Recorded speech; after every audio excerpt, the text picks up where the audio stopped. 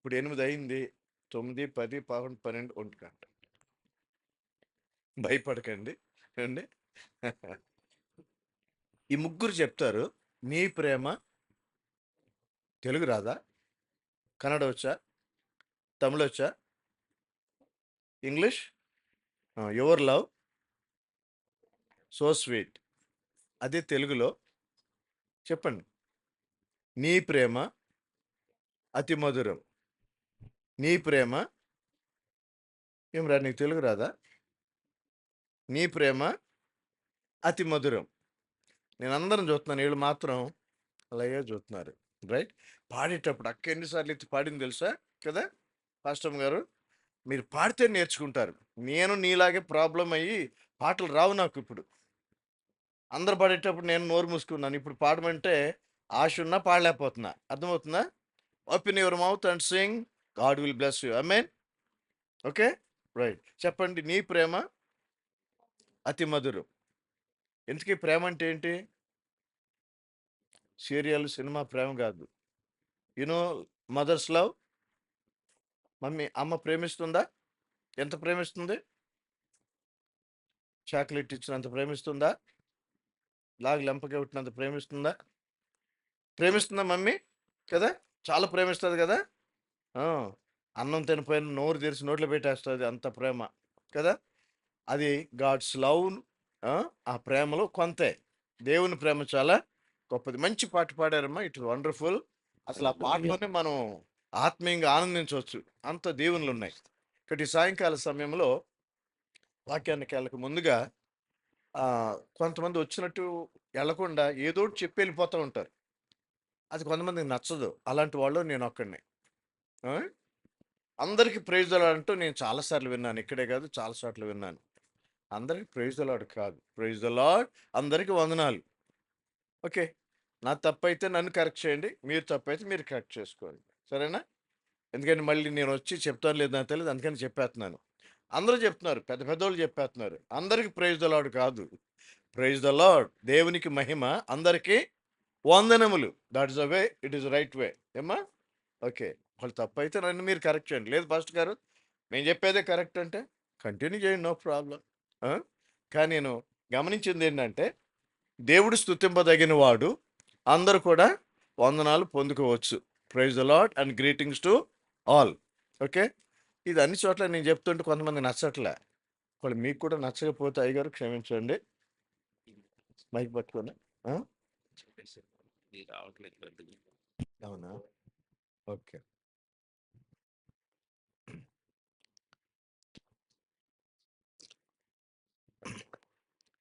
నేను చాలా ముందుకు వచ్చానని బాధపడుతున్నాను. 3:30 అయింది ఇప్పుడు టైము. అయ్యగారం 7:30కి రమ్మన్నారు. ఆ టైం చూసుకుంటే నేను ఎక్కడికి వెళ్ళిపోతానో నాకే తెలియదు. అందుకని మీలో ఎవరైనా మొదట్లో నేను 5 నిమిషాలు చెప్పేవాడిని, తర్వాత 10 నిమిషాలు, తర్వాత 12 నిమిషాలు, 15 నిమిషాలు. ఇప్పుడు ఎంతసేపు చెప్తున్నానో నాకే తెలియట్లే, గంటల తరబడి. అందుకని పెద్దోళ్ళతో కూర్చున్నాం అనుకోండి, వాగటంలో వాళ్ళు ఆగరు, మనకి ఇసుకెత్తి వెళ్ళిపోతాం మనం కదా. అలాంటి వాళ్ళు నేను ఒక్కడిని. అయితే మీరు పనులు చేసుకోవాలి, ఇంటికెళ్ళి ఇంటి వారికి భోజనం పెట్టాలి. కాబట్టి నాకంటే మీరు జ్ఞానవంతులు కాబట్టి 10 నిమిషాలు తక్కువ 9కి మీలో ఎవరైనా చెయ్యెత్తారనుకోండి, అప్పుడు నాకు అర్థమైపోతుంది. అయ్యగారు వెనకాల ఉండి చెప్పలేరు. ఏదో ప్రాబ్లం. పెద్దోళ్ళు వచ్చారనుకోండి, ఏమనుకుంటారో అని చెప్పరు. కానీ చెప్పపోతే బాధపడేది మనమే కమ్మా. ఎదురు కూర్చున్న పిల్లలు మీరు నన్ను చెప్పండి అమ్మా. Uncle 9. Okay, then I will stop it. Okay, వాక్యంలోకి వెళ్దామా? అంతకుముందు 2 ప్రశ్నలు వేస్తాను మీకు. ఎందుకంటే అయ్యగారు అమ్మగారు చాలా జ్ఞానవంతులు, మీకు చాలా బైబిల్ నేర్పించి ఉంటారు. ఒకవేళ ఇది ట్రిక్, ఇదే చాలా సులభం కానీ ట్రిక్గా ఉంటాయి. ఒకటేంటంటే, పుట్టాను కానీ చనిపోలేదు. లాస్ట్ టైం కూడా అడిగాను, నాకు తెలియదు. ఎవరు గుర్తుందో చూస్తాను. పాస్టర్ గారు చెప్పకూడదు. పుట్టాను కానీ చనిపోలేదు, చనిపోయినా పాతి పెట్టబడలేదు. నేను ఎవరిని? ఎప్పుడో మీరు సంవత్సరం వచ్చి చెప్పుంటారు, మాకు ఎలా గుర్తుంటుంది అన్నట్టుగా చూస్తున్నారు మీరు. పుట్టాను కానీ చనిపోలేదు, చనిపోయినా పాతి పెట్టబడలేదు. నేను ఎవరిని? వాళ్ళు ఇంట్రెస్ట్గా ఉంది కదా. లాజరా, ఓరి నాయన! ఎంత తెలివైనోడు నువ్వు. లాజరు చనిపోయాడమ్మా. ఆ! హ్మ్. టక్కన ఆలోచించాడు. Very good. అట్లా ఆలోచించాలి మనం. చాలా తెలివైనోడురా. Very good. Appreciate you. ఆ! ఓకే. ఇంకా ఆలోచించు. ఆ! ఆలోచించవలసిన వాళ్ళు ఆలోచించట్లే. అక్కర్లేనోళ్ళు ఆలోచిస్తున్నారు. ఓకే. నీకు అవసరమే. ఓకే. పుట్టాను గాని చనిపోలేదు. అమ్మా! చనిపోయినా ఇదేంటండి చావలేదంటున్నారు, చనిపోయినా అంటున్నారు. అదే ట్రిక్కీ. ఆ! పుట్టాను గాని చనిపోలేదు. చనిపోయినా పాతిపెట్టబడలేదు. చచ్చిపోయినోళ్ళు ఎలా పాతిపెట్టేత్తారు కదా! కానీ ఈ వ్యక్తి పాతిపెట్టబడలేదు. నేనెవరిని? అని మనల్ని ప్రశ్నేత్తన్నారు. కానీ నేను కూడా ఆలోచిస్తున్నాను. ఓకే అమ్మా! నీకు జవాబు దొరికిందా? చెప్పు పర్లేదు సిగ్గుపడకూడదు, భయపడకూడదు. మనం దేవుని సన్నిధిలో ఉన్నాం. దేవుని బిడ్డలంగా ఆనందిద్దాం. ఎందుకంటే మీరు త్వరగా చెప్తే మిగిలిన సమయం నేను వాక్యంలోకెళ్తాను. లేదంటే ఇది అవసరం తెలుసుకోవటం. కదా! మనం బైబిల్ పట్టుకున్నాం. బైబిల్‌లో సంగతులు మనకు తెలియాలి గదా! ఇది బయట ప్రశ్నేం గాదు. జనరల్ నాలెడ్జ్ ఏం గాదు. బైబిల్ సంబంధించిందే. ఏమ్మా? ఎవరమ్మా? హానోకు. తర్వాత ఏలియా కూడా ఉంటాడా? ఎలీషా కూడా ఉంటాడా? హానోకు చనిపోలేదు గదా! ఆ! చనిపోయినా అనుందక్కడ ప్రశ్న. పుట్టాను గాని చనిపోలేదు. చనిపోయినా అంటే చనిపోయినట్టు లెక్కే. పాతిపెట్టబడలేదు. అదే ట్రిక్కీ అనమాట. ఆ! ఏమ్మా? లాస్ట్ టైమ్ చెప్పారని పాస్టర్ గారు తలూపారు.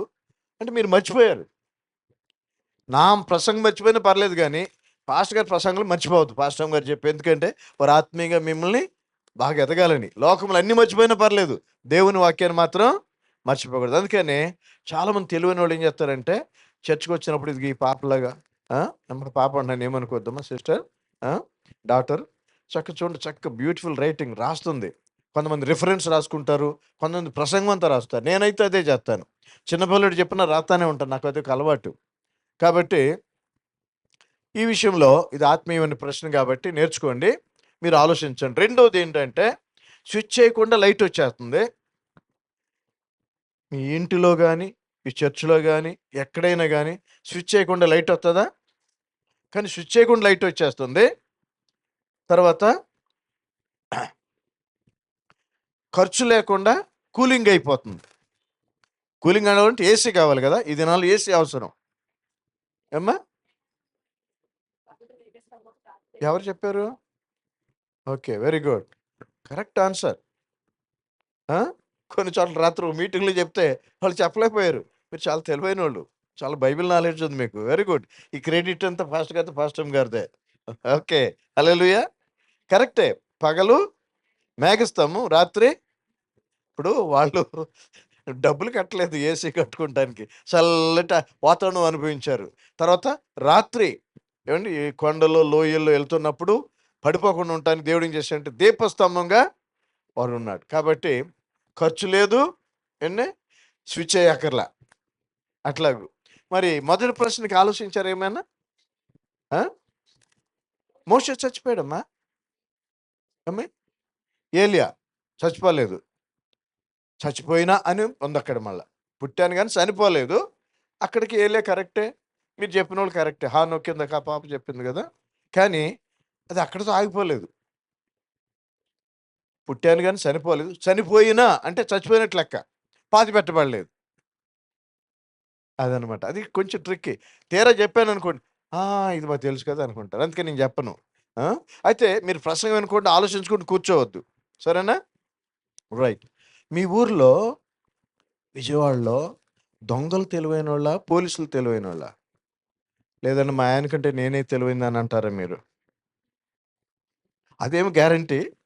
కానీ జనరల్‌గా పోలీసులు తెలివైనోళ్ళా? దొంగలు తెలివైనోళ్ళా? దొంగలన్నారా? అందరూ తలూపేస్తున్నారు. అయ్యగారు ఎక్కడికెళ్ళినా ఇదే జవాబు. ఎందుకంటే వాళ్ళే తెలివైనోళ్ళు. ఆ! మరి మనం తెలివైన వాళ్ళా? చర్చ్‌కి రానోళ్ళు తెలివైనోళ్ళా? ఆ! మా ఊర్లో ఓ పాస్టర్ గారు ఎప్పుడు చెప్తూ ఉండేవాడు. అవి పల్లెటూరనమాట. పల్లెటూరులో ఆహ్, పనులుంటూ ఉంటాయి. ఊడ్పుల కాలంలో ఊడ్పులు, కోత కాలం కోత ఉంటది. ఒకామె భక్తితో చర్చ్‌కొచ్చింది. ఒకామె ఈరోజు చర్చ్‌కెళ్తే ఏం లాభం? పనికెళ్తే రూ. 10 దొరుకుతాయని పనికెళ్ళిపోయింది. ఎళ్ళాక వీళ్ళ ఆలోచనలు ఎలా ఉన్నాయంటే, అనవసరంగా మా పక్కింటి ఆవిడ పనికెళ్ళింది, రూ. 10 తెచ్చుకుంటుంది. నేను చర్చ్‌కొచ్చి రూ. 10 కానుక ఇవ్వాల్సొస్తుంది అని బాధపడిపోతుందంట. అయితే పనికెళ్ళిన ఆమె ఏమంటుంది, నేను రూ. 10 కొరకు ఆశపడి పనికొచ్చాను. ఆమేమో దేవుని సన్నిధిలో ఆశీర్వాదం పొందుకుంటుంది అని ఆమె ఆలోచిస్తుందంట. అర్థమవుతుందా? కొందరు ఇక్కడే ఉంటారు గానీ, మనసు ఎక్కడో ఇంట్లోనే ఎక్కడో ఉంటది. అలా కాకుండా ఏమ్మా చర్చ్‌కి రానోళ్ళు ఏమనుకుంటారు, ఈరోజు బైబిల్ స్టడీలో అయ్యగారు ఏం చెప్తున్నారో ఎళ్ళలేకపోయినా వాళ్ళు బాధపడతారు. మీరేమనుకుంటున్నారు, ఆ సీరియల్ ఏమైపోతుందో నేను మానేసి వచ్చేసాను అని అనుకునేవాళ్ళు ఉంటారు. మీరు మంచోళ్ళు, మీరు అనుకోరు అట్లా. అట్లా ఉంటాయి. అందుకనే మనిషి ఎక్కడున్నా మనసు అక్కడ ఉంట్లా. కానీ బైబిల్ చెప్తుంది 105 కీర్తన 4 వచనము, సామ్స్ 105 వర్స్ 4.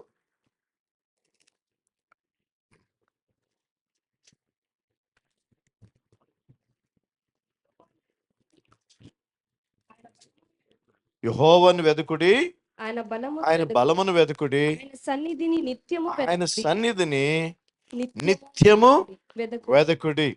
హల్లెలూయా. చెప్పొచ్చు హల్లెలూయా. Very good. నాకు ష్యూరిటీ దొరికింది ఇప్పుడు చెప్పొచ్చని. ఎందుకంటే నేను చాలా సంఘాలకెళ్ళాను. కొన్ని చోట్ల హల్లెలూయా చెప్పరు. నేనేం చెప్తా ఉంటే వాళ్ళు అలాగే బీసిపోయి చూస్తా ఉంటారు. నేనేం తప్పు చేశానో అనిపిస్తది చెప్పనోళ్ళ మధ్య చెప్తా ఉంటే. కానీ మీరు చాలా మంచోళ్ళు. మంచోళ్ళు అన్నందుకనే హల్లెలూయా చెప్తారేమో అనుకున్నా. ఓకే. హల్లెలూయా. నిద్రపోతున్నాడు అప్పుడే పాపం. నిద్రపోతున్నాడా? ఆలోచిస్తున్నాడా? బాబు అరేయ్! సరే ఆ పని నా పని కాదు. ఆయన చూసుకుంటాడు. ఓకే. పాపం అలిసిపోయిచ్చున్నాడు. బాగా ఆడుంటాడులెండి. మీరు మా నుంచి శ్రద్ధగా వింటున్నారు. ఏం ఎతకాలంట? ఎప్పుడు ఎతకాలి? ఎట్లా వెతకాలి?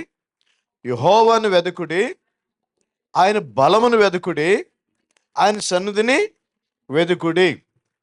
ఇక్కడ it's okay. It's okay. No problem. దేవుని బిడ్డలమైన మనము 3 విషయాలు వెతకవలసిందని చెప్పబడుతుంది. అందులో ప్రాముఖ్యమైనది ఏంటంటే, దేవుని సన్నిధిని ఎప్పుడు ఎతకాలంట? నిత్యము అంటే ఎడతెగక ఎప్పుడు వెతకవలసిన దేవుని యొక్క సన్నిధి. కానీ ఈ లోకంలో మానవాళి దేవుని వెతకటం ఎప్పుడో మర్చిపోయారు. కష్టం వచ్చినప్పుడు, నష్టం వచ్చినప్పుడు మాత్రమే దేవుడు ఎక్కడున్నాడని ఆలోచిస్తూ ఉంటారు. కాబట్టి దేవుని చూడలేరు కాబట్టి దేవుని ప్రతినిధులు అనుకున్నటువంటి వారి దగ్గరికి, గురువుల దగ్గరికి, స్వామీజీల దగ్గరికి, సేవకుల దగ్గరికి వచ్చి అయ్యా మా కష్టం ఇదని చెప్పుకుంటూ ఉంటారు. అసలు మనం దేవునితో చెప్పుకుంటే ఆయన వింటాడు. చెవులిచ్చిన దేవుడు మనకి చెవులిచ్చాడు వినటానికి. ఆయన వినడా? వింటాడు. చూడటానికి కళ్ళిచ్చిన దేవుడు చూడ్డా? చూస్తాడు. ఆలోచించడానికి హృదయం ఇచ్చిన దేవుడు ఆలోచించడా? అంటే ఆలోచిస్తాడు. కాబట్టి ఒక వ్యక్తి తన సహాయం కొరకు ఎక్కడ వెతకాలో అక్కడ వెతికితే తన సమస్యలకు జవాబు ఖచ్చితంగా దొరుకుతుంది. యెహోవాను వెతకుడి. ఎందుకు యెహోవా వెతకంటే ఆయనే నిన్ను చేసిన వాడు. Is the one who created you. కాబట్టి నిన్ను చేసిన వాడిని వెతకటం అనేది నీ భాగ్యము, నీకు దీవెన, నీకు ఆశీర్వాదం. తర్వాత ఆయన బలమును వెతకమంటున్నారు. ఎందుకని దేవుని బలం వెతకాలి? ఈనాడు మానవులు దేవుని బలం ఎతకటం కుదరక ఏంటి 6 ప్యాక్ ఎతుకుతూ ఉన్నారు. 6 ప్యాక్ అంటే తెలుసా? విజయవాడలో వచ్చే ఉంటుంది కదా, జిమ్ములు చేస్తారు. అంటే కండరాలు పెంచుకోవాలని. ఆ కండరాలు పెంచుకున్నా అది పెద్ద లాభం ఏమి ఉండదు. కొంతకాలానికి అది ఇబ్బంది కలిగిస్తుంది.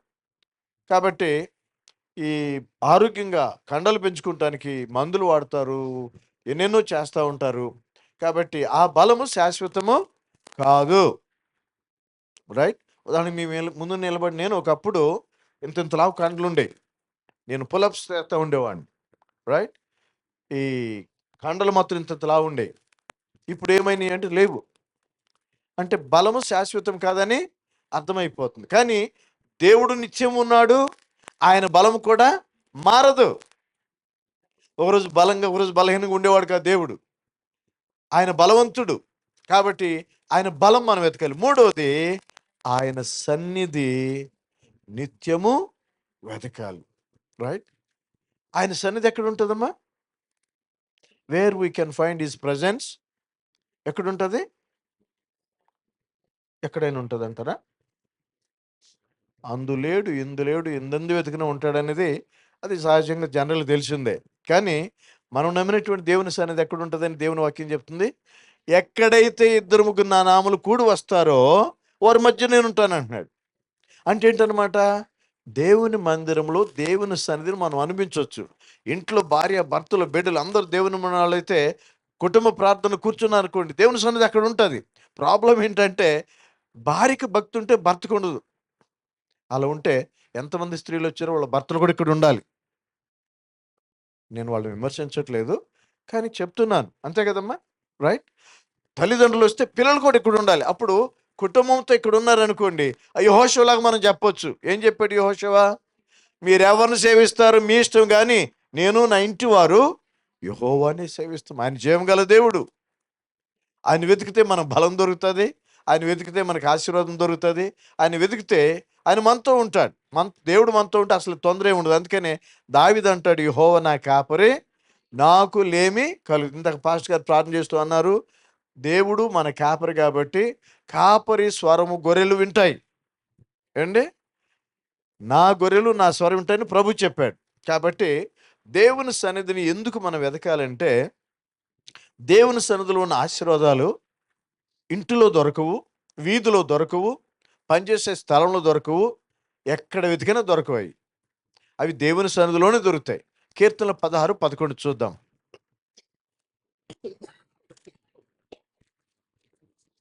నీ సన్నిధిని సంపూర్ణ సంతోషం కలదు. నీ కుడి చేతిలో నిత్యము సుఖములు కలవు. దాని పై వాక్యం కూడా ఒక మాట ఉంటుందమ్మా, జీవ మార్గమును నీవు నాకు తెలియజేసేదవు. ఎప్పుడు దేవుని దగ్గరికి వస్తాము, దేవుడు తన మార్గాన్ని తెలియచేస్తాడు. ఆ మార్గము ప్రభు యోహాను సువార్త 14:6 చెప్పాడు కదా.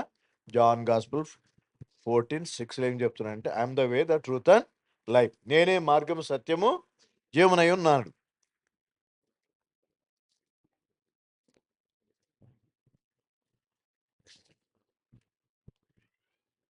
ఇక్కడ కీర్తనకారుడు అంటున్నాడు, దేవుని యొక్క సన్నిధి, నీ సన్నిధిలో సంపూర్ణ సంతోషము కలదు. There is a fullness of joy in your presence. దేవుడు ఎక్కడ ఉంటాడో అక్కడ వెలుగు మాత్రమే కాకుండా అక్కడ ఆయన సన్నిధి ఉంటుంది. కాబట్టి ఆ సన్నిధిలో సంపూర్ణ సంతోషం ఉంటుందంట. ఒకసారి మనం ఆలోచిద్దాం, ఎక్కడ ఎప్పుడు మనం ఎక్కువ సంతోషాన్ని అనుభవిస్తున్నాం? ఎక్కడ ఎప్పుడు ఎక్కువ సంతోషాన్ని అనుభవిస్తున్నాం? మీ జవాబు చెప్తే మంచిదే. స్కూల్కి వెళ్ళినప్పుడు క్లాస్లో సంతోషం ఉంటుందా? క్లాస్కి వెళ్ళినప్పుడు మీరు ముందు కూర్చుంటారా, వెనకాల కూర్చుంటారా? స్కూల్ పిల్లలు కానీ కాలేజ్ పిల్లలు కానీ నేను అడుగుతున్నాను, ఎందుకంటే నేను ఆ స్టేజ్ నుంచి వచ్చినాడు కాబట్టి నాకు తెలుసు, రైట్? చాలామంది బ్యాక్ బెంచ్లో కూర్చుకుంటారు అండి. వాళ్ళు హ్యాపీ అనుకుంటారు వాళ్ళు, ఎందుకంటే లెక్చరర్ తిరగానే టీచర్ తిరగానే త్వరను పారిపోవచ్చు, బయటికి వెళ్ళి ఆడుకోవచ్చు, అది సంతోషం అనుకుంటారు. అది సంతోషం కాదు, రైట్? తర్వాత భర్త లేడనుకోండి, భార్య తలనొప్పి పోయింది, ఐ కెన్ ఎంజాయ్ అనుకుని భార్య అనుకో. అలాగే భార్య లేదనుకోండి, భర్త భలే గంతులు ఎత్తా ఉంటాడు, అబ్బా ఎంత ఫ్రీడమ్ ఉంది అనుకుంటాడు. అది సంతోషం కూడా కాదు. నిజమైన సంతోషం ఎక్కడుందని బైబిల్ చెప్తుందంటే దేవుని సన్నిధిలోనే. నిజంగా మీరు ధన్యులు ఈరోజు. ఏమండి? మన చుట్టూ లక్షల ప్రజలు ఉన్నారు, వేల ప్రజలు ఉన్నారు. వాళ్ళ ఇంటి పనుల్లో, ఏమండి, నేను వచ్చేటప్పుడు చూస్తున్నాను 2-3 ఆడవాళ్ళు కూర్చుని కబుర్లు చెప్పుకుంటూ ఉన్నారు. అది వాళ్ళకి సంతోషం అనిపించవచ్చు, కానీ అది నిజమైన సంతోషం కాదు. ఆ కబుర్లో ఏం తేడా వస్తుందో మనకు తెలియదు. అది చెప్పుకున్న ఆమె, మా అక్క మీతో చెప్తున్నాను అక్క, ఎవరు చెప్పకూడంటే తీసుకెళ్ళి భద్రంగా ఎవరితో చెప్పకూడదు దానితో చెప్పింది అనుకోండి, ఆ సంతోషం కాస్త ఘోరమైన కురుక్షేత్ర యుద్ధంలాగా మారిపోతుంది. అందుకని లోకంలో కౌరు చెప్పుకునేది నిజమైన సంతోషము కాదు. కానీ దేవుని సన్నిధికి వచ్చినప్పుడు దేవుని మందిరంలో మనము అన్నీ మర్చిపోయి మన హృదయాన్ని తెరిచి, నా దేవుడు ఎంత గొప్ప దేవుడు కదా, ఇందాక పాడుకున్నాం కదా, దేవుని ప్రేమ ఎంత మధురం, ఎన్ని రకాలుగా, తల్లి కంటే, తండ్రి కంటే, అన్న కంటే, చెల్లి కంటే, ఎవరైతే ఆప్తులు అనుకుంటే వారందరి ప్రేమ కంటే గొప్ప ప్రేమ ఆయన మన కొరకు పంచిచ్చాడు. అది పాడుతూ ఉన్నప్పుడు నిజంగా మన హృదయం ఆలోచిస్తుంది, నిజమే కదా, ప్రేమ కొరకు నేను ఎక్కడెక్కడ వెతికాను, ఎన్ని విధాలుగా వెతికాను, ఎందరి దగ్గర చూశాను, అది నాకు దొరకలేదు.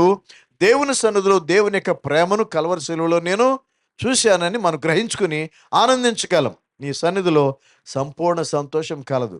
సంతోషానికి ఆనందానికి తేడా ఏంటంటే, సంతోషము కొత్త బట్టలు వచ్చినాయి అనుకోండి సంతోషం ఉంటుంది, అవి పాతబడిపోతే సంతోషం ఉండదు కదా. పూర్వము టీవీలు వచ్చినప్పుడు, బ్లాక్ అండ్ టీవీ వచ్చినప్పుడు మా ఇంట్లో టీవీ వచ్చిందని సంతోషపడేవాళ్ళు. తర్వాత కలర్ టీవీ వచ్చేటప్పటికి కాస్త ఎక్కువ సంతోషం అయిపోయింది. అబ్బాయి తెలియక క్రికెట్ బ్యాట్తో అద్దాన్ని కొట్టేటప్పటికి టీవీ పగిలిపోయింది. సంతోషం ఉంటుందా? ఉండదు. రైట్. ఆ టీవీలో సంతోషం అనుకున్నారు చాలామంది, కానీ అందులో సంతోషం లేదు. ఇప్పుడు మానవులందరూ ఆనందించే సంతోషమైన ఒక చిన్న పరికరం ఏంటో చెప్పరా? మీకు బాగా తెలుసు. ఆహా. ఎందుకంటే ఏది లేకపోయినా ఉండగలం, కానీ చేతిలో మొబైల్ లేకపోతే ఉండలేం. చెవి దగ్గర ఉండాలి ఎప్పుడది కదా, లేకపోతే మన ముందు ఉండాలి, చెయ్యి ఇలా తిరుగుతూ ఉండాలి. అలాంటి కాలం వచ్చేసింది ఇప్పుడు. ఇదే టైమ్ ఆఫ్ మొబైల్ పీరియడ్ అనమాట. కానీ అది కూడా మన సంతోషం ఇస్తుందా? చూసి చూసి వెతుకై ఈ మధ్య ఓ తల్లి డాక్టర్ దగ్గర తీసుకొచ్చింది. డాక్టర్ గారు, మా అబ్బాయి కళ్ళు కనపడలేదంటే, చిన్నపిల్లడు కళ్ళు కనపడిపోవటం ఇప్పుడు పెద్ద అయితే అమ్మ కళ్ళు కనపడలేదంటే ఒక రీజనబుల్. 40 దాటాక, 50 దాటాక, 60 దాటాక ఖచ్చితంగా ఇంకొక 2 కళ్ళు కావాలి, అద్దాలు కావాలి. కాబట్టి చిన్నపిల్లోడికి అద్దాలు అక్కర్లే కదా. యూనిట్ గ్లాస్ అక్కర్లేదు, చెప్పేస్తున్నాడు అక్కర్లేదంట. కానీ అవసరం అంట ఇప్పుడు. ఎందుకు? డాక్టర్ అడిగి ఏం చూస్తున్నారంటే మొబైల్ అన్నాడంట. అంతే. మొబైల్లో ఆ లైట్కి మన కళ్ళు దెబ్బతింటాయంట అని తెలిసిన మనం మానం. అది మాత్రం గ్యారంటీ. అలవాటు పడిపోయిన ప్రాణం కదా, మానలేము. కానీ చాలాసార్లు ఈ సంతోషం కంటే దేవుని సన్నిధిలో ఉన్న సంతోషం చాలా గొప్పది. అది సంపూర్ణమైనది. కొరత లేనటువంటి సంతోషం దేవుని సన్నిధిలో మనకిస్తాడు. ఎప్పుడు? హృదయపూర్తిగా దేవుని ఆనందించి ఆరాధించేటప్పుడు ఆ సంతోషం మనం అనుభవిస్తాం. ఇప్పుడున్నాం మనము, అందరు ఇక్కడ ఉంటే పర్లేదు, కొందరు మనసు బయటికి వెళ్ళిందని కూడా చెప్పలేము. ఒకసారి చిత్తూరులో పబ్లిక్ మీటింగ్లో నేను వాక్యం చెప్తూ మధ్యలో ఎందుకు చేయిలా చాపి, అమ్మా ఇక్కడ ఉన్నారా, మదనపల్లి వెళ్ళారా అన్నాను. జరిగేది చిత్తూరులో, నేను చెప్పింది మదనపల్లి అన్నాను. నాకే తెలియదు ఎందుకన్నాను. మీటింగ్ అయ్యాక ఓ సహోదరు ముందుకు వచ్చి, అన్నా మీకు ఎట్లా తెలిసిపోయింది? ఏం తెలిసిందమ్మా నాకు? మీరు అన్నారు కదన్నా ఇక్కడ ఉన్నావా, మదనపల్లికి వెళ్ళావంటే, మొన్నే మా అక్క వచ్చి కష్టాలన్నీ చెప్పుకుంటే సడన్గా నా మనసు అక్కడికి వెళ్ళిపోయిందంట. ఉన్నది ఇక్కడే మీటింగ్లోనే, మనసు ఎక్కడికి వెళ్ళిపోయింది? మదనకి వెళ్ళిపోయింది. అట్లా కొన్నిసార్లు మనకు జరుగుతూ ఉంటుంది. ఎప్పుడు కూడా దేవుని సన్నిధిలో మనం నిర్లక్ష్యము చేయకూడదు. అందుకని బైబిల్ ఏమిటంటే, మహాజ్ఞాని సొలొమోను చెప్తున్నాడంటే, నువ్వు దేవుని మందిరికి వెళ్ళినప్పుడు నీ ప్రవర్తన అంటే నీ మనసు, రైట్, మనసు చాలా మోసకరమైంది. నేను ఇక్కడే పెడుతుంది, ఎక్కడికి వెళ్ళిపోతుంది. అందుకని నీ ప్రవర్తన జాగ్రత్త అన్నారు. కానీ చాలాసార్లు సాతాను ఏం చేస్తాడంటే, దేవుని సన్నిధికి వచ్చిన వాళ్ళు మోసం చేయడానికి ట్రై చేస్తూ ఉంటాడు. అండ్ కొందరు చర్చ్కి వచ్చి వాక్యం అనకుండా, దేవుని దైవజనుల్ని వాక్యం చెప్పడం చూడకుండా అటు ఇటు చూస్తూ ఉంటారు. రైట్. వాళ్ళ ఇక్కడ పిల్లోడు ఇటు వచ్చాడు అనుకోండి, నా వాక్యం అంకనే వినరు, మీరు అటే చూస్తారు. ఎందుకంటే చాలా సభల్లో అనుభవించి మీతో చెప్తున్నాను. ఎందుకు అంటే సాతానుడు మన దేవుని సన్నిధిలో సంపూర్ణ సంతోషం అనుభవించకుండా చేయటానికి వానికి ప్రయత్నం. ఆదిలోనే ఆదామమును దేవునికి దూరం చేయాలని ప్రయత్నం చేశాడు, విజయం పొందాడు. అది మానవులందరిలో చేస్తున్నాడు. యేసయ్య దగ్గర కూడా చేద్దాం అనుకున్నాడు, కానీ కుదరలే. ఇప్పుడు యేసయ్య మనకు మాదిరి అయితే, యేసయ్యనే మనం వెతుకుతూ ఉంటే, యేసయ్య వైపే విశ్వాసంతో చూస్తే యేసయ్యలాగా మనం బలంగా నిలబడతాం, స్థిరంగా ఉంటాము, పడిపోం. అందుకని 1 కొరింథీ 15:58 ఒక మాట ఉంటుంది చూడండి. 1 Corinthians chapter 15 verse 58.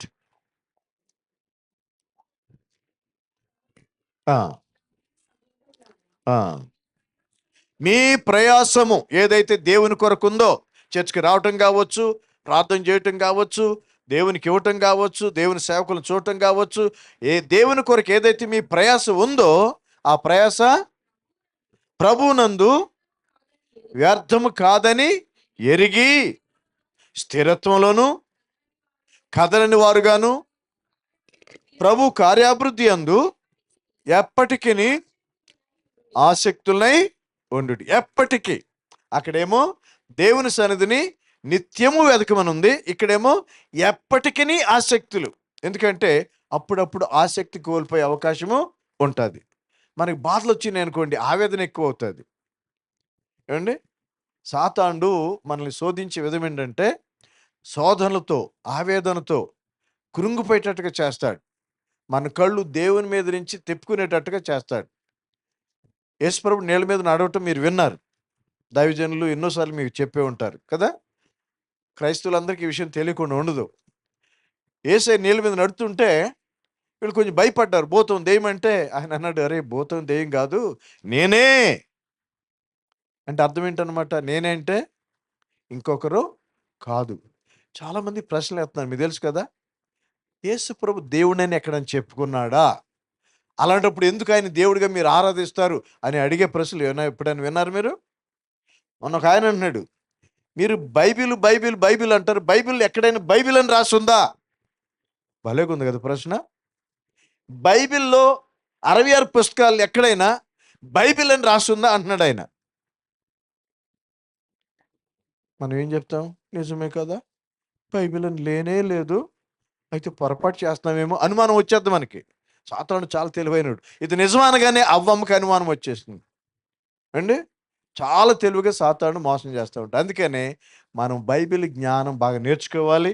మరియ యేసు పాదాల దగ్గర ఉండి ఆయన బోధ వింటున్నట్లుగా దేవుని బిడ్డలైనటువంటి మీరు దైవజనులు మీకు ఇచ్చారు. వాళ్ళు చాలా మంచి వాళ్ళు. హల్లెలూయా చెప్తారా? ఎవరైనా డౌటా? నాకంటే మీకే బాగా తెలుసు మీ పాస్టర్ గారి గురించి.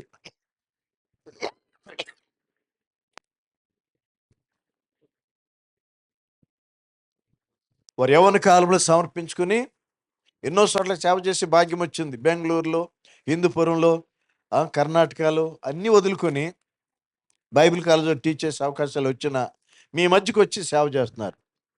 ఇప్పటికే చాలా కష్టపడి ఉంటారు, మీ కళ్ళారు చూసి ఉంటారు. మీరు ధన్యులా కాదు చెప్పండి. అంటే పాస్టర్ గారు ముందున్నారు కాబట్టి అనపోతే బాగోదు అని కాదు, నేను నమ్మి చెప్తున్నాను. ఎందుకంటే ఇంకో మాట నేను చెప్పాలి. మీకు తలనొప్పి రప్పించడానికి పాస్టర్ గారికి ఏంటి అన్న ప్రతి సంవత్సరం ఇదే టైంలో వస్తూ ఉంటాడు గురువారం బైబిల్ స్టడీలో అని ఆయనకి ఇబ్బంది కలిగించడానికి నేను వస్తున్నాను. ఇప్పుడు 3వ సారి. విజయవాడలో చాలామంది తెలిసిన వాళ్ళు ఉన్నారు, కానీ సురేష్ గారు సహోదరి చాలా ప్రియమైన వాళ్ళు, నేను మర్చిపోలేని వాళ్ళని. రైట్? ఎందుకు? వాళ్ళ నా రక్త సంబంధులు కాదు, ఏమండి, బంధువులు కూడా కాదు, కానీ క్రీస్తు నందు వారు బంధువుల కంటే ఎక్కువ ఆప్తులు. ఆప్యాయత నేను చూశాను. కాబట్టి అవకాశం ఉన్నప్పుడల్లా విజయవాడకు వచ్చినప్పుడు ఇక్కడ రావటం నేను ఇష్టపడతాను, ఏమండి. కాబట్టి ప్రభు బిడ్డలంగా మనకి ప్రభు ఇచ్చే కార్యాలు చాలా గొప్పవి. ఎందుకంటే మనం ఆయన్నే వెతికితే మనకేం కావాలో ఆయన తెచ్చి పెడతాడు. అది దావీదు అంటాడు, యెహోవా నా కాపరి, నాకు లేమి కలగదు. ఆయన నా కాపరి అయినప్పుడు, నేను ఆయన గొర్రెగా ఉన్నప్పుడు, నా గొర్రెలు నా స్వరం వింటాయని చెప్పిన నా ప్రభు, ఆయన గొర్రెగా నేను ఆయన మాట వింటున్నప్పుడు, ఆయన స్వరం విని ఆయన వెంబడిస్తున్నప్పుడు ఆయన ఏమీ తక్కువ చేయడు. మంచి కాపరి గొర్రెలకి మంచి మేత పెడతాడు, మురికి నీళ్ళ దగ్గర తీసుకెళ్ళడు, నిశ్చలమైన శ్రేష్టమైన నీళ్ళను పెడతాడు. అలాగే మనం కాపరా పని చేస్తే మనం చేసిన దేవుడు, మనల్ని మేలు కోరిన దేవుడు, మనకి తండ్రిగా ఉన్నటువంటి ప్రభు, మన కొరకు ప్రాణం పెట్టిన ప్రభు మనకి ఎక్కడ ఉంచాలనుకుంటున్నా ఎల్లప్పుడూ మనల్ని ఆయన దగ్గర ఉంచుకోవాలని ఇష్టపడుతున్నాడు. ఆయన సన్నిధిలో ఆయన ఉన్నాడు. అందుకని యెహోవాను వెతకండి, ఆయన బలమును వెతకండి, ఆయన సన్నిధిని నిత్యం వెతకండి కదమ్మా. ఏది వెతికినా మనం విసుగుదల వస్తుంది, కానీ దేవుని దగ్గరకు వచ్చేటప్పటికి విసుగుదల రాకూడదు. కానీ వచ్చేస్తుంది. వస్తుందా రాదా? బైబిల్ చదవండి చదవండి, ఎప్పుడు బైబిల్ చదవాలా అని ప్రశ్న వస్తుంది రాదా? ఓ మీరు చాలా తెలివైన వాళ్ళు, ఏమండి. ఎప్పుడు బైబిలేనా, వేరే పుస్తకాలు చదవకూడదా, వేరే వినకూడదా అని అనుమానం కూడా వస్తుంది. ఏం జరుగుద్ది? వేరే ఏదన్నా చదవచ్చు, ఏదన్నా వినొచ్చు, ఏదన్నా అనుభవించవచ్చు, కానీ దేవుని సన్నిధిలో దేవుని మాటలు మనం వింటాం. అందుకే కదా మరి ఆయన పాదాల దగ్గర కూర్చుని, ఏమండి, నాలాంటి బోధకుడు 10 మంటే కానీ వాక్యం రాదు. మైక్ కూడా కావాలి, మళ్ళా రికార్డు చేయాలి, లైవ్లో అందరూ నా మాటలు వినాలని కోరిక. కానీ యేసు ప్రభుకి లైవ్ లేదు, 10 మంది లేరు, ఒక్కొక్క ఆమె వచ్చి అక్కడ కూర్చుంది. ఒకళ్ళు వచ్చారనుకోండి, ఎవరన్నా ప్రసంగికులు ప్రసంగం చేయడం చెప్తారా మీరు చెప్పండి. నాకు కొన్ని అనుభవాలు వచ్చినాయి, దాని తర్వాత నేర్చుకున్నాను. 100 ఆత్మలైనా ఒక్క ఆత్మైనా ఒక్కటే. ఎందుకో తెలుసా? ఒకడు లోకమంతా సంపాదించుకుని, లోకమంతా సంపాదించుకుని తన ప్రాణం పోగొట్టుకుంటే ఏం ప్రయోజనం? ఏం ప్రయోజనం లేదు కదా. ఒక్క ఆత్మ అయినా సరే లోకం కంటే ఎక్కువ కాబట్టి ఒక ఆత్మను కూడా దేవుడు నిర్లక్ష్యము చేయడు.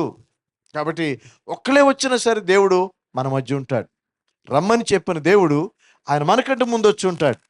ఎందుకని పిలుస్తున్నాడో తెలుసా? ఈ లోకంలో మనము పలు విధాలైన సమస్యలతో భారంతో కృంగిపోతున్నాం. మత్తయి సువార్త 11:8 ఉంది కదా, ప్రయాసపడి భారం మోసుకొనుచున్న సమస్త జనులారా నా యొద్దకు రండి, నేను మీకు విశ్రాంతి కలుగజేతును. మీరు నమ్ముతున్నారా మాట? మరి లోకస్తులకి ఎందుకు నమ్మకం కుదరట్లేదు? వాళ్ళకి కష్టాలు ఉన్నాయి, కానీ యేసు ప్రభు కష్టాలు తీసేస్తాడని నమ్మకం కుదరట్లేదు వాళ్ళకి. మనం ఏమైనా తప్పు చేశామా? సరిగ్గా దారి చూపలేకపోతున్నామా? మనం కూడా పరిశీలన చేసుకోవాలి. ఎందుకంటే యేసు ప్రభుని వారు ఎవరు చూడలేదు, మనం కూడా చూడలేదు, నమ్ముతున్నాం. అందుకని యేసు ప్రభు అంటున్నాడు, తోమ ఆయన గాయాల్లో వేలు పెట్టాక, నా దేవా నా ప్రభుని ఏడుతుంటే నువ్వు చూసి నమ్ముతున్నావయ్యా, చూడక నమ్మిన వారు ధన్యులు. కాబట్టి యేసు ప్రభుని చూడలేని లోకంలో మనం ఉన్నాం. కానీ యేసుని చూస్తూ, యేసుని నమ్ముతూ, యేసుని యందు విశ్వాసం పెట్టి జీవించి మనల్ని చూసిన వారు ఎవరిని చూడాలి? యేసు ప్రభుని చూడాలి. అంటే మన కళ్ళు యేసు కళ్ళు అయి ఉండాలి, మన చేతులు యేసు ప్రభు చేతులు అయి ఉండాలి, మన కాళ్ళు యేసు ప్రభు కాళ్ళు అయి ఉండాలి, మన హృదయం యేసు ప్రభు యొక్క హృదయం అయి ఉండాలి. అందుకని ఫిలిప్పీ 2:5 ఉంది కదా, క్రీస్తు యేసు కలిగిన మనసు మీరును కలిగి ఉండండి. లోక సంబంధమైన మనసు, శరీర సంబంధమైన మనసు దేవుని దగ్గర రానివ్వదు. కానీ యేసుక్రీస్తు మనసు ఉంటే ఎల్లప్పుడూ దేవుని దగ్గర ఉండాలని కోరుకుంటుంది. అది ప్రభు ఇచ్చిన కృప, భాగ్యం.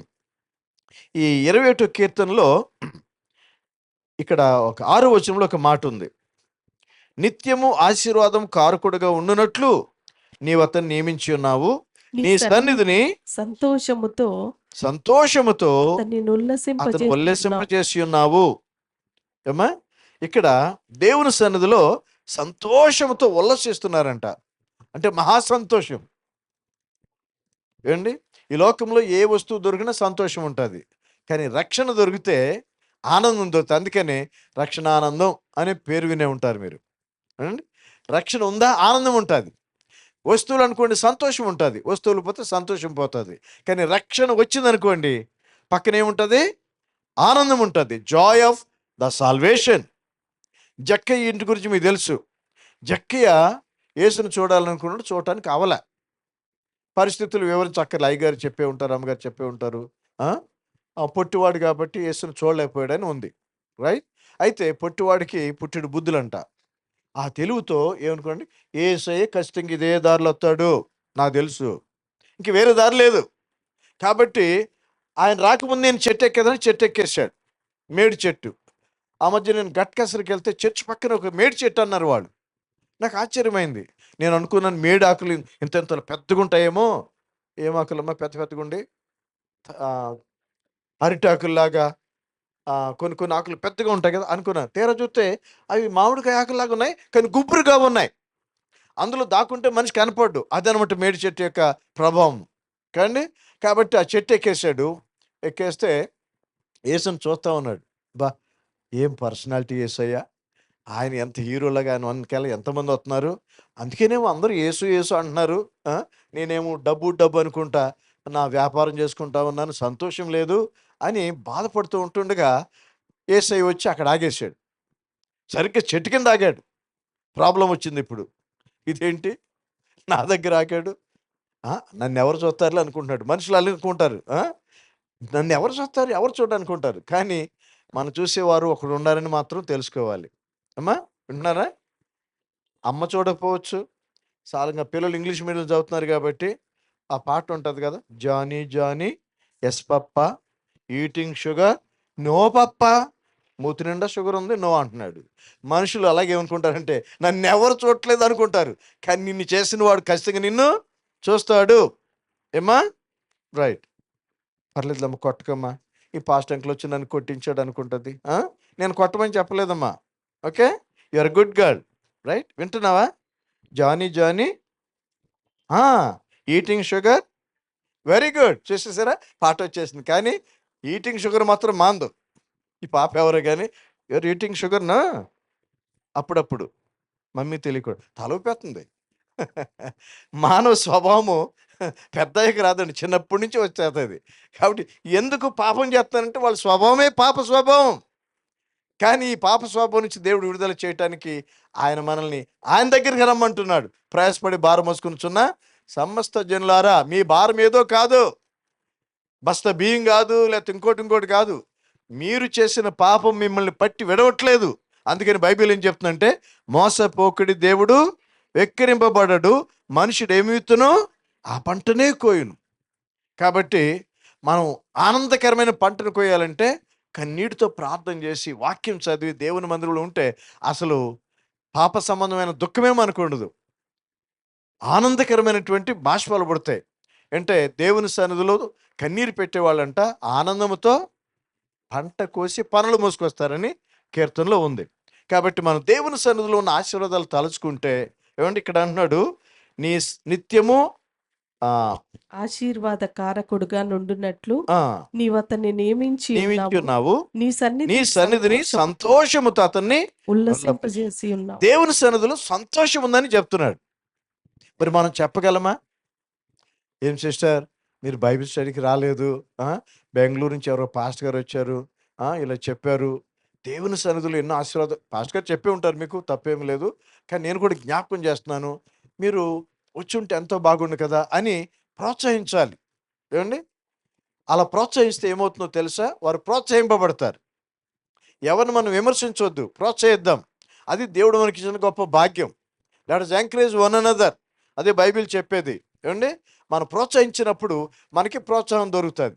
మనుషుడు ఏమి విత్తునో ఆ పంటను కోయును. తిట్టామనుకోండి తిట్టబడతాం, కొడితే కొట్టబడతాం, ప్రేమిస్తే ప్రేమించబడతాం, ప్రోత్సహిస్తే ప్రోత్సహించబడతాం. కాబట్టి మనం ఏం చేస్తే అది తిరిగి వస్తాం. అందుకని మంచిగా చేద్దాం అండి. ఆమె విస్తారంగా ప్రేమించిందంట. ఆమె విస్తారమైన పాపాలు క్షమించబడ్డాయని లోక 7:47 ఉంటుంది. ఏమండి, ఒక ఆయన యేసు ప్రభుని ప్రేమతో ఆహ్వానించాడు, మంచి విందు చేశాడు. ఒక ఆమె వచ్చి ఆయన పాదాలు కడిగేస్తుంది, అత్తరు పూసేసి తల వెంట్రుకలతో తుడుతుంటే పిలిచిన ఆయన అనుకుంటున్నాడు, ఈయన గొప్ప భక్తుడు అనుకున్నాను, పరిశుద్ధుడు అనుకున్నాను, ప్రవక్త అనుకున్నాను, ఆయన బోధేమో అద్భుతంగా ఉంది. మరి ఏంటి, ఒక ఆమె పాపని అందరూ తెలుసు, మరి ఈయన ప్రవక్త అయితే ఈయన తెలియాలి కదా, ఆమెను ఎందుకని అనుమతిస్తున్నాడు? బహుశా ఆనందిస్తున్నాడు. ఆమె తలతో తుడుతూ ఉంటే అమ్మాయి వద్దనాలి కదా అనుకుంటూ ఆయనే ప్రశ్నలు వేసుకుంటా ఉన్నాడు.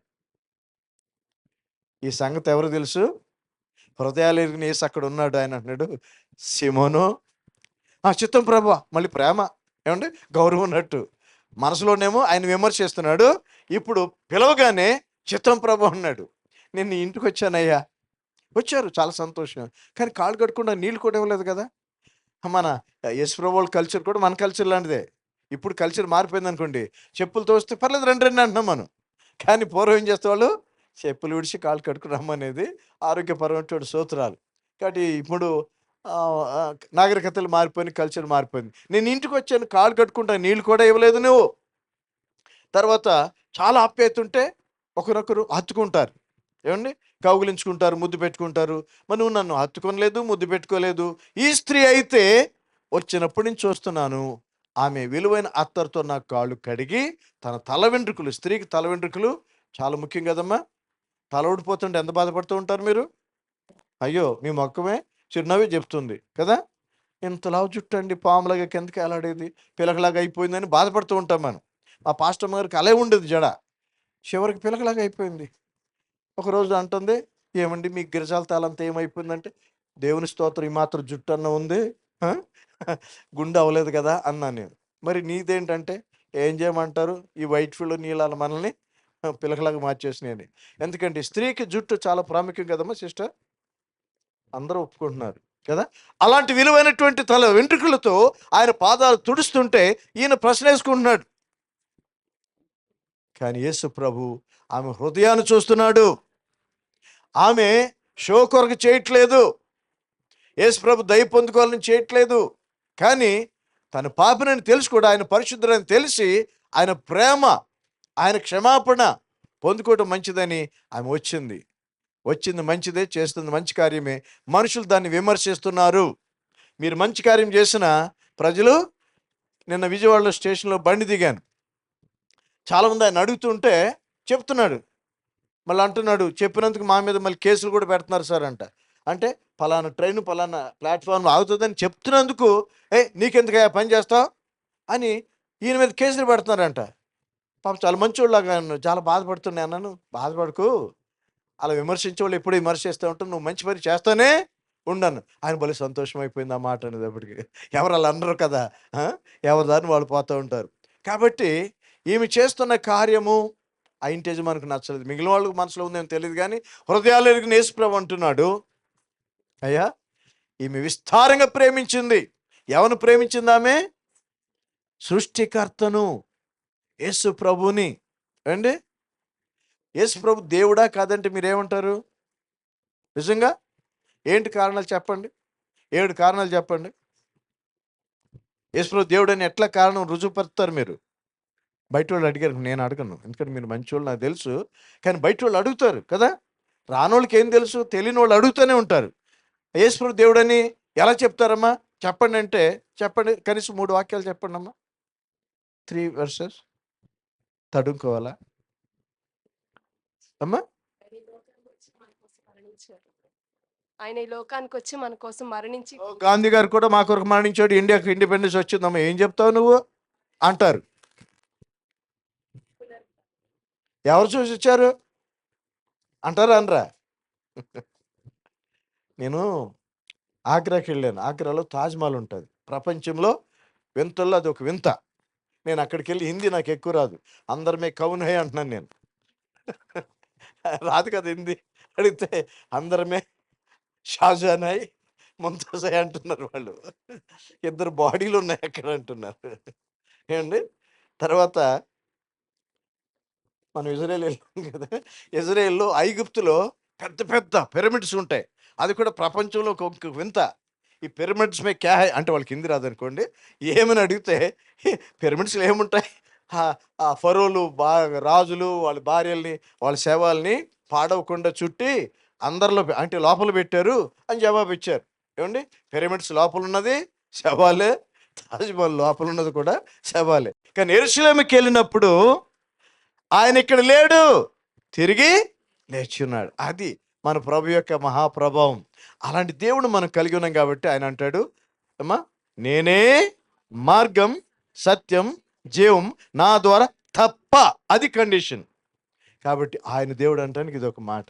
తర్వాత ఆయన ఉంటాడు తెలుసా, నేనే జీవమును పునరుద్ధానమును అంటున్నాడు. నేనే లోకమునకు, నేనే అన్న మాట అర్థం ఏంటంటే ఇంకోళ్ళు కాదు అని అర్థం. ఈ సత్యాలు మనం తెలుసుకోలేదనుకోండి, వాళ్ళకి నోరిప్పి చెప్పలేము. వీళ్ళకి నిజంగా తెలియదు అనుకుంటారు. మనకు తెలుసు, కానీ చెప్పే ధైర్యం కూడా కావాలి. మనకి ప్రభువు నమ్మటమే కాదు, మన అనుభవంలో ఆ నమ్మిన నమ్మకం యొక్క ప్రభావం కనపడాలి. అది దేవుని సన్నిధిలో మనం అనిపిస్తాం. ఎప్పుడైతే మన ప్రార్థనలు గడుపుతామో, వాక్యము ద్వారా మన హృదయాలు నింపుకుంటామో. ఏమండి, క్రైస్తవుడికి క్రైస్తవురాలి సంఘానికి అవసరమైంది మొట్టమొదటిగా దేవుని యొక్క వాక్యం. హల్లెలూయా. వాక్యం లేకుండా షో చేస్తే కుదరదు, వాక్యం కానే కావాలి. వాక్యం ఉంటే ఎంత మేలో తెలుసా? 119 కీర్తనలు అంటాడు, నేను నీ ఎదుట పాపం చేయకున్నట్లుగా ఏం పెట్టుకున్నాను, నీ వాక్యాన్ని నా హృదయం మీద రాసుకున్నాను అంటున్నాడు. క్రైస్తవురాలు క్రైస్తవ హృదయంలో వాక్యం నిండిపోవాలి. ఏమండి, ఎందుకంటే హృదయం నిండుతాన్ని బట్టి నోరు మాట్లాడుతుంది. కాబట్టి లోకస్తులు మాట్లాడుతున్నారంటే వాళ్ళ హృదయం నిండా కొళ్ళు కుషిద్ధం చెడ్డ మాటలు బూతులు ఇవన్నీ ఉంటాయి. కానీ మనం అలా మాట్లాడలేం. కోపం వస్తుంది మనకి, వాళ్ళన్న మాటలే డబల్ అని అనిపిస్తుంది. ఒకసారి అయ్యగారు తెలుసు, మేము ఉన్న ఏళ్ళు వాళ్ళు ఉన్నారు. కొత్తగా అక్కడికి వెళ్ళినప్పుడు అక్కడ ఇలా కొట్టి నీళ్లు తీయాలన్నమాట. ఆ ఊరంతటికి ఒకే బోరు. పాస్టమ్ గారు ప్రెగ్నెంట్, లేదా చంటి పిల్లలతో ఉంది. ఇక నేను వెళ్ళి, అందరు లేడీస్ అక్కడ.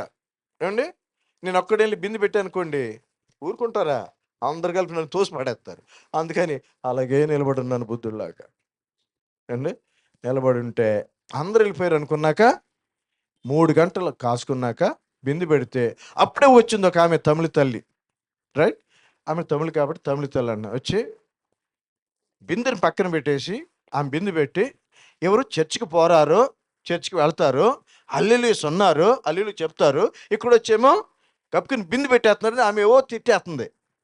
నాకేమో తమిళ రాదు, అలాగే చూస్తున్నాను, నేను మాట్లాడట్లే. ఒకటి నేర్చుకుందాం మనం. అక్కడ ఉన్నటువంటి కొంతమంది స్త్రీలు నా తరపున మాట్లాడారు. అమ్మా ఆయన ఎప్పుడు వచ్చాడో తెలుసా? ఎంత ఓపికతో ఉన్నాడో తెలుసా? ఇప్పుడు వచ్చి నువ్వు గలాట చేస్తా ఉంటే నోరు మూసుకుందాం. మనం మాట్లాడకూడదు. మనం నమ్మిన ప్రభు మాట్లాడతాడు. అందుకని మనకేది ఉన్నా కానీ మనం ప్రభుకు చెప్పామనుకోండి, ప్రభువే మన కొరకు చెప్తాడు, ప్రభువే మన కొరకు కార్యాలు చేస్తాడు. 21 కీర్తనలో టైం అయిపోయినట్టుకుంది కదా. ఓకే, మీరు ఎవరు చేయత్తలేదు, ఇంకొక 5 నిమిషాలు ఉన్నట్టుకుంది.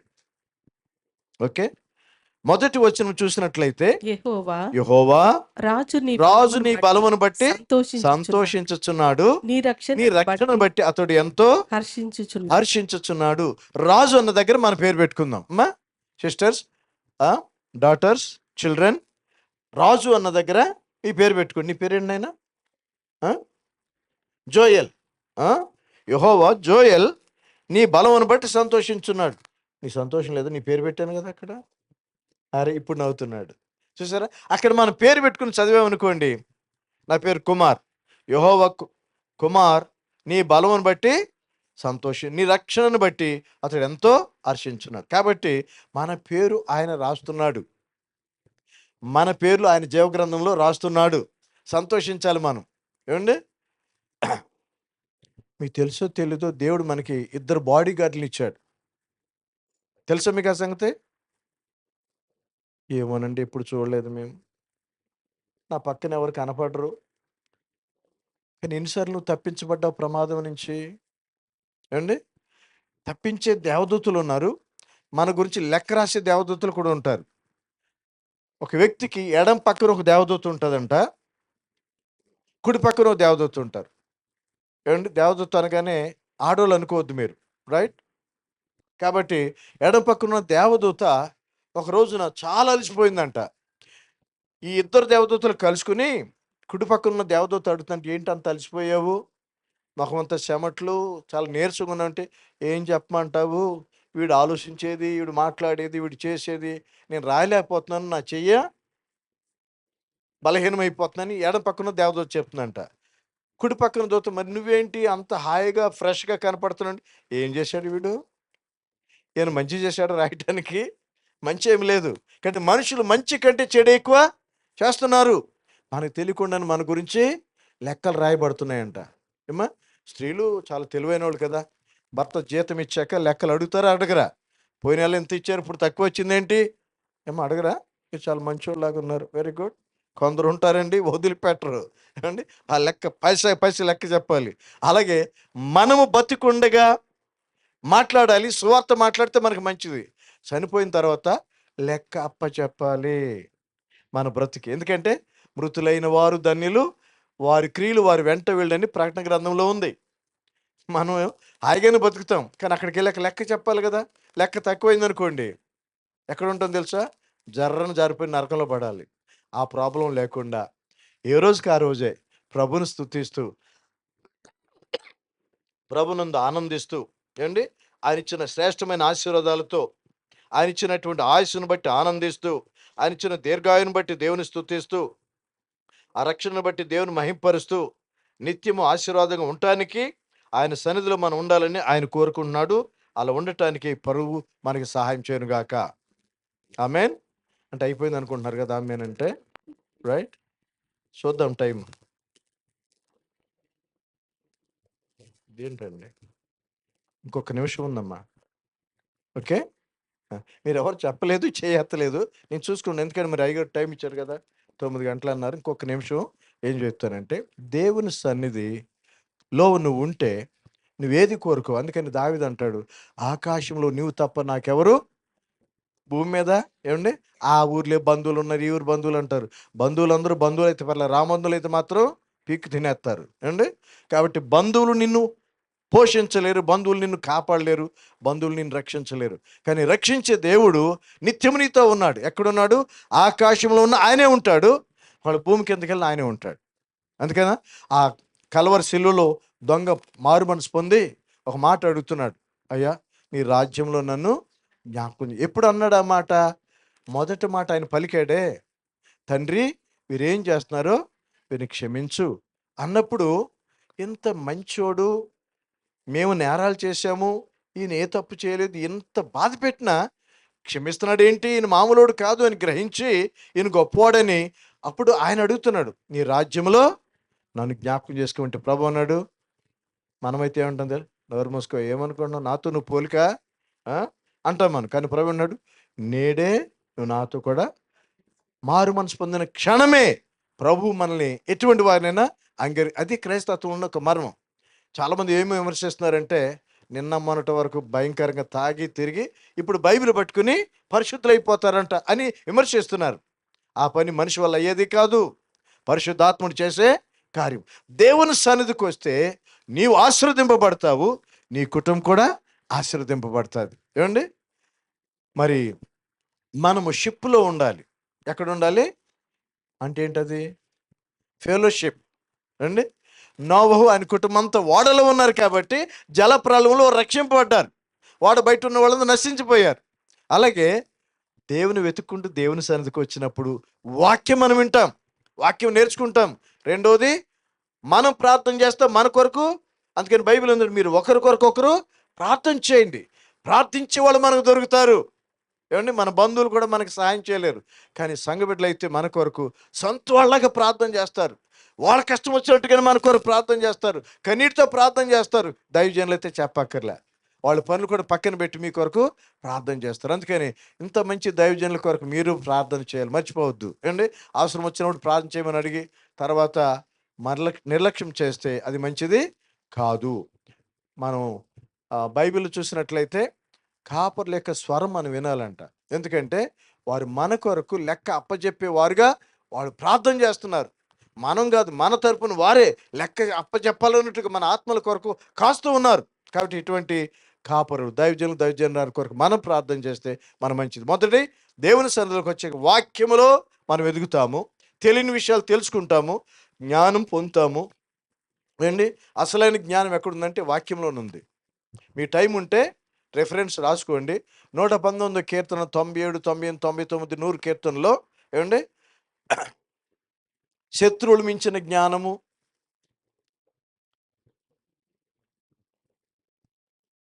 ఉందా? ఎవరైనా తీశారా? 119, 98, 99, 100.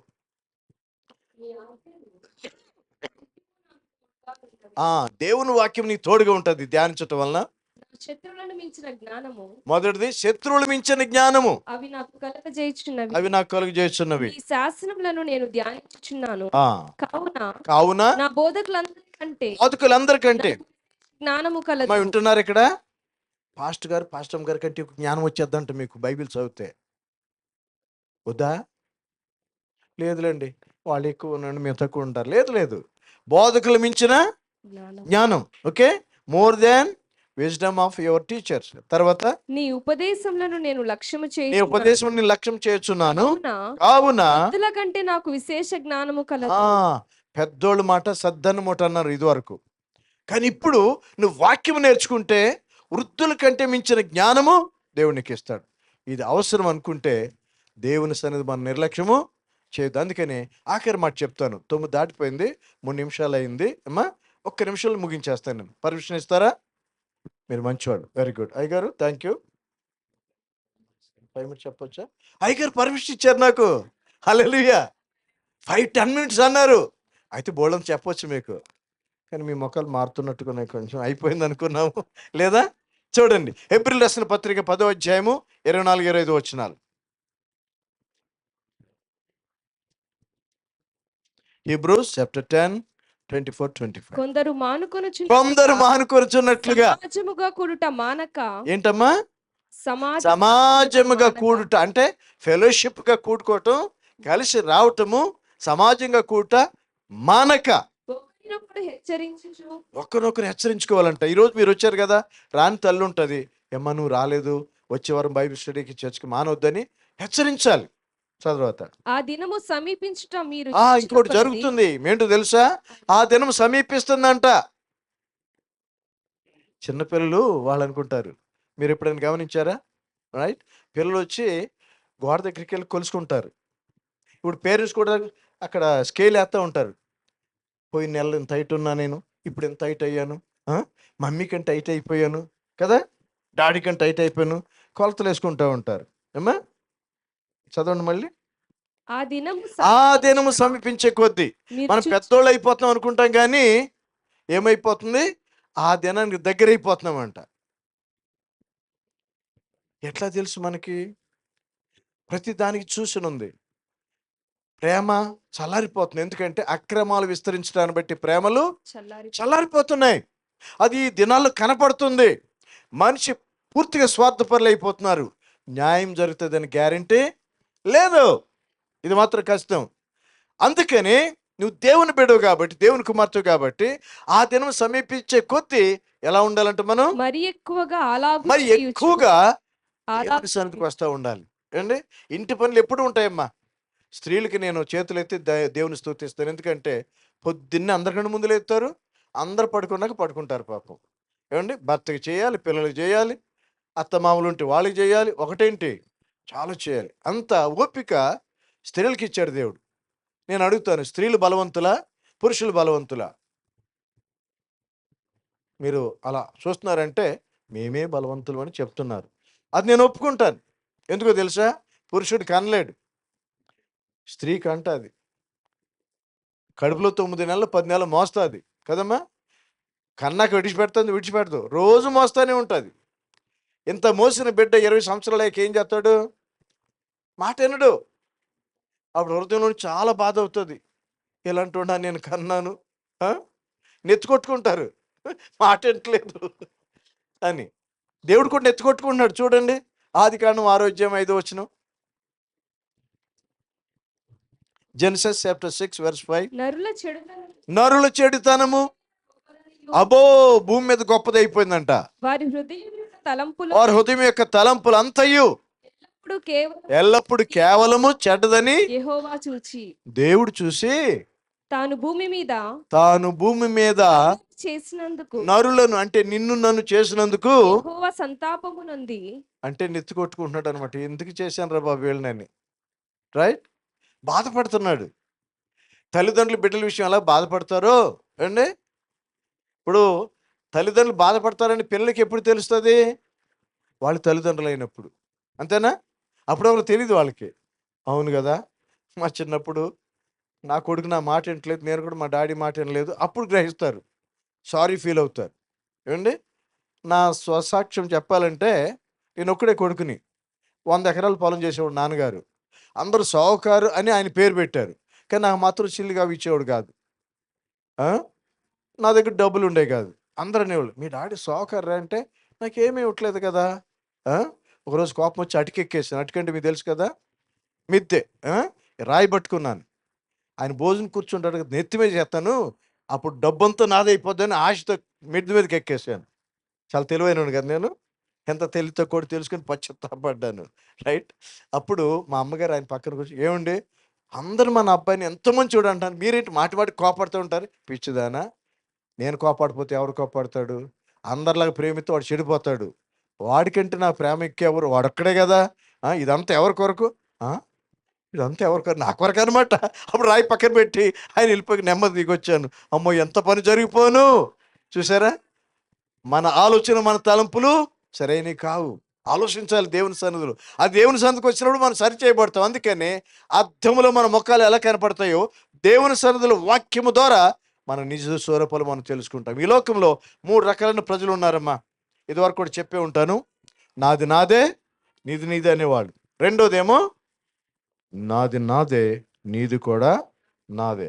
మూడో రకం ఏంటంటే నీది నీదే, నాది కూడా నీదే. ఎంతమంది ఉన్నారు చెప్పేవాళ్ళు? నాది నాదే, నీది నీది, గొడవ లేదు, నో ప్రాబ్లం, ఒక ఇంచు కూడా డిఫరెన్స్ లేదు. రెండో రకం చూశారు, నాది నాదే, నీది కూడా నాదే. ఏం చేస్తాం? కానీ మూడోది ఏంటంటే అడగకముందు ఇచ్చేయటం. నీది నీదే నాయనా, అమ్మా నీది నీదే, నాది కూడా నువ్వు ఉంచుకో. అది క్రైస్తవులు మాత్రమే ఆ పని చేయగలరు, రైట్? అందుకని యేసు ప్రభువు ఉన్నాడు, ఎవడైనా నిన్ను 1 మైలు రమ్మంటే ఎన్ని మైళ్ళు వెళ్ళాలంట? మనం చేస్తామా పని? చేస్తామా చెప్పండి? అలా చేయగలిగిన వాళ్ళే దేవుని యొక్క బిడ్డ. కాబట్టి మనము దేవుని వెతుకుదాము, ఆయన బలాన్ని వెతుకుదాము, ఆయన సన్నిధిని నిత్యం వెతుకుదాము. ఆయన సన్నిధిని నిర్లక్ష్యం చేయొద్దు. ఆయన త్వరగా వస్తున్నాడని పరిస్థితులు తేటగా కనపడుతున్నాయి. ఒకప్పుడు వైట్ ఫీల్డ్లో ₹1 25 బ్రెడ్లు వచ్చాయంట, రొట్టెలు. ఇప్పుడు ఒక రొట్టె ఖరీదు ఎంత మీ విజయవాడలో? ₹50. మై గుడ్నెస్, ₹1 25 రొట్టెలు ఎక్కడ ఏమండి? ఒక రొట్టెకి ₹50 ఖర్చు. ఎంత మారిపోయింది కాలం. అంతే కదా, మనుషులు కూడా చాలా మారిపోయారు. ప్రేమలు లేవు, చూసారా? ఇవే మనకు సూచనలు. ఆయన త్వరగా రావటానికి మనం సిద్ధపడి వెళ్ళటానికి కారణాలు కాబట్టి ఈ సూచనలు బట్టి మనం ఏం చేయాలి? మనం జాగ్రత్తగా సిద్ధపడాలి. 10 మంది కన్యకలు బయలుదేరి వచ్చారు, కానీ సిద్ధపడిన వారు 5గురే. చూసారా? ఆదివారం సంఘం చాలామంది రావచ్చు, కానీ దేవుని వాక్యం ఇంకా లోతుగా నేర్చుకుందాం, దైవజనులు వారు సమయాన్ని మనకి ఇస్తున్నారు ఏమండి అని ఆసక్తి కలిగి వచ్చిన వాళ్ళు కొద్దిమందే. 5గురు మాత్రమే పెండ్లి కుమార్తె వెళ్ళారు. అలాగా వెళ్ళే వారిలో మనం ఉండాలంటే దేవుని సన్నిధిని ఎప్పుడూ నిర్లక్ష్యము, ఏ ఆదివారం మిస్ అవ్వద్దమ్మా. Don't miss the Sunday. ఏమండి? ప్రభు దినం మనం నిర్లక్ష్యం చేస్తే ప్రభు కోపం వస్తుంది. ఏమండి? మీ మాట ఎవరైనా లెక్క చేయకపోతే మీకు కోపం వస్తుంది రాదా? భర్త కూడా కోపం వచ్చేస్తుంది. ఏమండి? టీలో షుగర్ బదులు గుప్పేసేస్తారు మీరు కోపం వస్తే. కాబట్టి దేవుడు కోపం వస్తే ఇంకెలా ఉంటుందో తెలుసుకోండి. అందు గురించి ఆయన సన్నిధిని మనం నిర్లక్ష్యం చేయకుండా ఆయన్ని గణపరుస్తూ, ఆయన ఆరాధిస్తూ, ఆయన సన్నిధిలో మనం గడిపితే ఆయన సిద్ధపరిచే ఆశీర్వాదాలు ఒకటి కాదు, నేను కొన్నే చెప్పాను, బైబిల్ ఇంకా చాలా ఉన్నాయి. ఆయన చేయలేని పని ఉంటే ఏది లేదు, నీ కొరకు సమస్తము చేయగలడు ఆయన. నాకు అసాధ్యమైన ఏమైనా ఉందా అంటున్నాడు దేవుడు. అందుకని 118 కీర్తన ఈ వాక్యం చెప్పి నేను ముగిస్తాను. మీరు వింటున్నారని ఎక్కువ చెప్తే మళ్ళీ కష్టం కదా. అందుకని మిగిలి నెక్స్ట్ టైం అన్న టైం ఇస్తే, అయ్యగారు టైం ఇస్తే నెక్స్ట్ టైం వచ్చినప్పుడు దేవుని చిత్తమై అన్నీ విజయవాడకు వస్తే, వచ్చేది వేసవకాలం వస్తే ఎలా ఉందంటే చెమట పట్టేస్తున్నాయి ఇక్కడ. Okay right. చూడండి 118 కీర్తన 15 వచనం. నీతిమంతుల గుడారములలో రక్షణ గూర్చి ఉత్సాహ సునాదము వినబడు. దేవుని సన్నిధికి వచ్చే వాళ్ళ ఇంట్లో ఏముంటదంట? దేవుని స్తుతించే పాటలు ఉంటాయంట. దేవుని సన్నిధికి రాని వాళ్ళు ఇంట్లో ఏముంటుందో తెలుసా? కేకలు, అరుపులు, ఏడుపులు, భయంకరమైన స్థితి. ఎందుకు వచ్చానా ఇంట్లోకి అని బాధపడుతూ ఉంటారు, ఎందుకు బతుకున్నానని బాధపడుతూ ఉంటారు. కానీ దేవుని బిడ్డలకి ఆ బాధపడే అవకాశమే దేవుడేవుడు. ఎందుకో తెలుసా?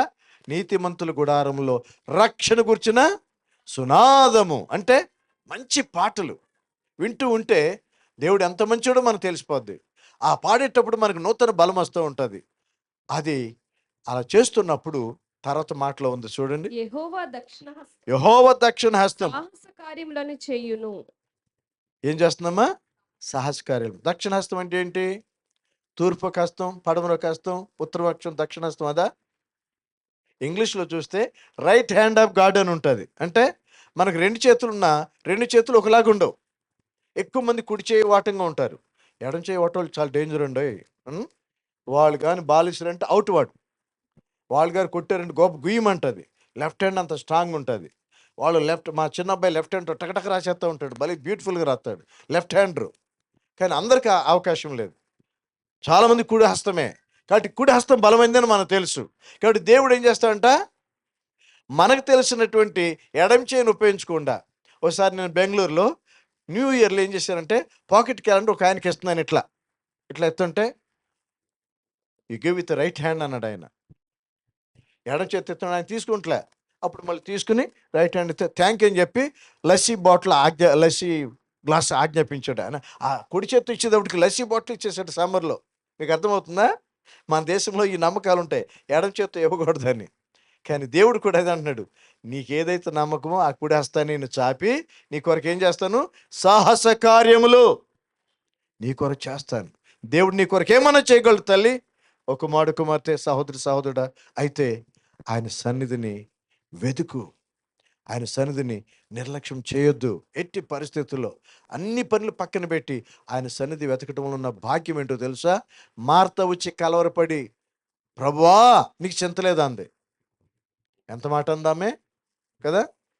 పాస్టర్ గారు మీ ఇంటికి వస్తే, ఏమంటే పాస్టర్ గారు అసలు మీకేమన్నా అసలు ఆలోచన ఉందా అన్నారనుకోండి, ఎంతో క్లోజ్గా ఉంటే అనలేరు కదా. అలా అంటే ఇంకా పాస్టర్ గారు ఎప్పుడైనా మన ఇంటికి వస్తారా? రారని మీకు తెలిసిపోయింది. యేసుప్రభు వెళ్ళాడు అక్కడికి. మార్త గుణం తెలుసు ఆయనకి. ఆమె ఏముంటుంది? మరియ చుట్టూ పని పాటలేనట్టుగా ఎలా కూర్చుందో. ఆమెను వచ్చి పని చేయమని చెప్పండి అని రికమెండ్ చేయమంటే ప్రభు మరియతో చెప్పలేదు. మనమైతే అమ్మ కొంచెం మళ్ళీ వచ్చి కూర్చుంది కనమ్మా, వెళ్ళి చేయమని చెప్తాం. మాలాంటి పాస్టర్లు ఏం చేస్తాం, ఇంట్లో గొడవలు రాకూడదని అంటాం. కానీ యేసు ప్రభు ఉన్నాడు, వచ్చినామకే ప్రశ్నతో వచ్చినాక జవాబు చెప్తున్నాడు. మార్తా మార్తా, నువ్వు అనేకమైన పనులు, అక్కర్లేని పనులు పెట్టుకుంటాం మనం. అనేకమైన పనులతో నువ్వు కలవరపడుతున్నావు, కానీ అవసరమైనది ఒక్కటే, కొన్నే. అది మరీ ఏర్పాటు చేసుకుంది. అది ఎలాంటిదంట? ఉత్తమమైనది. అది ఆమె యొద్ద నుండి తీసివేయబడదు. అలాంటి దేవుని సన్నిధిని ఉంటే నువ్వెంతో ధన్యాలు. తలలో ఉంచుకొని ప్రార్థన చేసుకున్నావు. పరమందు ఆశీనుడైన గొప్ప తండ్రి, నీ దాసుడు రెవరెండ్ సురేష్ గారితోనూ, సహోదరుతో, బిడ్డలతో, మరి ప్రియమైనటువంటి నీ బిడ్డలు, సంఘ బిడ్డలు, సహోదరులు, సహోదరులు, చిన్నారులతో కొంత సమయం వాక్యం ముచ్చటించడానికి ఒక అవకాశం ఇచ్చి ఉన్నారు. నా ప్రభ, నీ సన్నిధి ఎంత ప్రాముఖ్యమైనదో, ఎన్నో ఉన్నాయి, కానీ నీ సన్నిధి యొక్క ప్రాముఖ్యత మాకెంత ఆశీర్వాదం తెస్తుందో మేము తెలుసుకుని నీ మాటల ద్వారా నిన్ను గనపరుస్తున్నాం.